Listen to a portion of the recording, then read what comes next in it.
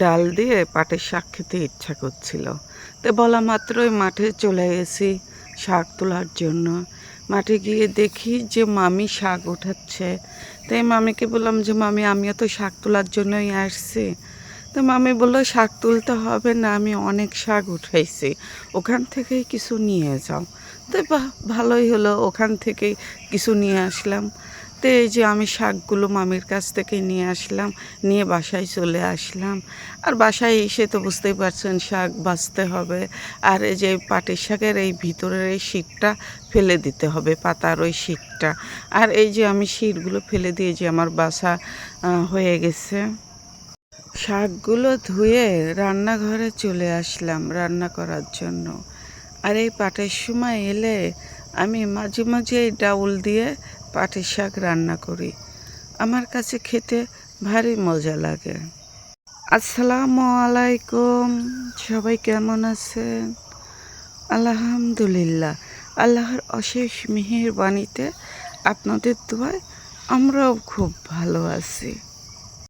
ডাল দিয়ে পাটের শাক রান্না করব আর বটবটি আলু ভর্তা করব।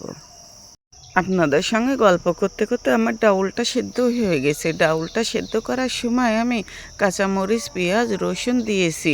যখন ডাউলটা সেদ্ধ হয়ে গেছে, ঘুটনি দিয়ে ঘুটার সময় আমি ধনের গুঁড়া, হলুদের গুঁড়া আর লবণ দিয়ে দিয়েছি। তারপরে পানি দিয়ে দিয়েছি।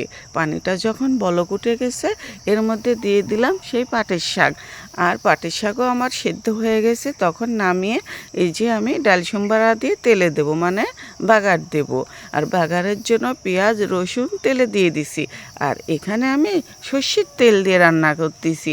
আর পেঁয়াজ রসুনটা যখন লাল লাল হয়ে গেছে, তখন একটু তেজপাতা আর হলো একটু গরম মশলা দিয়ে দিছি। আর দিয়ে এই যে আমি ডাউলটা তেলে দিয়ে দিলাম। আর আমার ডাউলটা রান্না হয়ে গেছে। ডালটা নামিয়ে ওই কড়াইতে ধুয়ে আমি বটবটি ভর্তা করার জন্য বটবটি ভেজে নেব। আর এই বটবটি ভাজার সময় আমি কাঁচা মরিচ, পেঁয়াজ আর রসুন দিয়ে ভেজে নেব। আর তার সঙ্গে একটু হলুদ আর লবণ দেব। দিয়ে এই বটবটিটা ভালোভাবে ভেজে নেব, লাল লাল করে পোড়া করে ভেজে নেব।